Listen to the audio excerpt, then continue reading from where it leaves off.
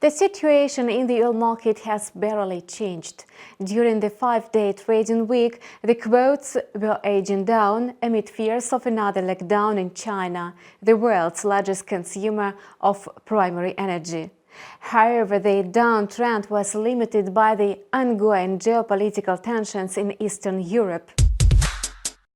Despite diplomatic efforts to find a compromise, Russia's military campaign in Ukraine has been going on for 3 months. Indeed, it's difficult to reach an agreement amid an increase in weapons supplies to Kyiv and continued sanctions rhetoric of Western countries. The European Union is trying to join the UK and the United States, which have already banned Russian oil imports, but so far cannot afford this step as its authorities realize that the European economy is heavily dependent on Russian energy. By the way, Russia has recently halted gas supplies to Bulgaria and Poland over their refusal to pay for gas imports in rubles, which led to an escalating energy crisis in Europe. Now let's take a look at the trading chart. Although Brent crude oil has kicked off the week with a gap down, it's still likely to close in the positive territory. The quote is confidently pairing early losses. The benchmark has already approached the area of $110 per barrel. At the same time, there are no dramatic changes in market cycles.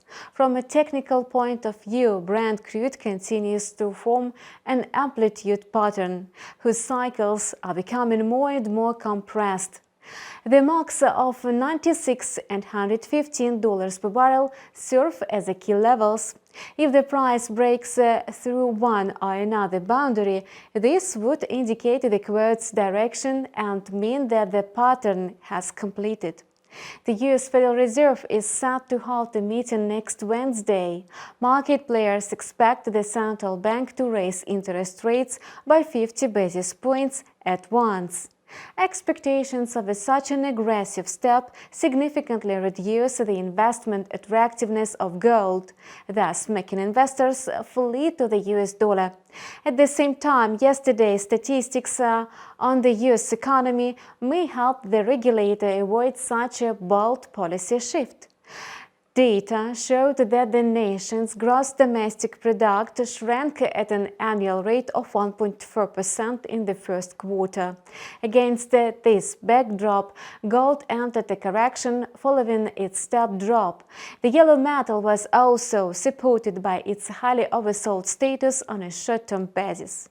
Nevertheless, contrary to the current move, market sentiment is still bearish. A sell signal has come after the price broke through the support area of $1,890 per 3 ounce. Thus, the correction may well turn into an accumulation phase, which in turn will lead to further losses in the value of gold. Meanwhile, the ruble touched a 22-month high, dropping below the support level of 71 rubles per dollar. Markets remember that the authorities obliged export-focused companies to convert 80% of their FX revenue into rubles at rates denominated in the internal market by the Moscow exchange. In addition, the Bank of Russia cut its benchmark interest rate to 17%, which also backed up the ruble. Nevertheless, the regulator is gradually losing its grip. The foreign currency sale period was extended from 3 to 60 business days, and this means that its interest rate may be revised in the near future. And that's all for now. We continue to learn developments on financial markets. Subscribe to our channel and follow news with us. See you soon.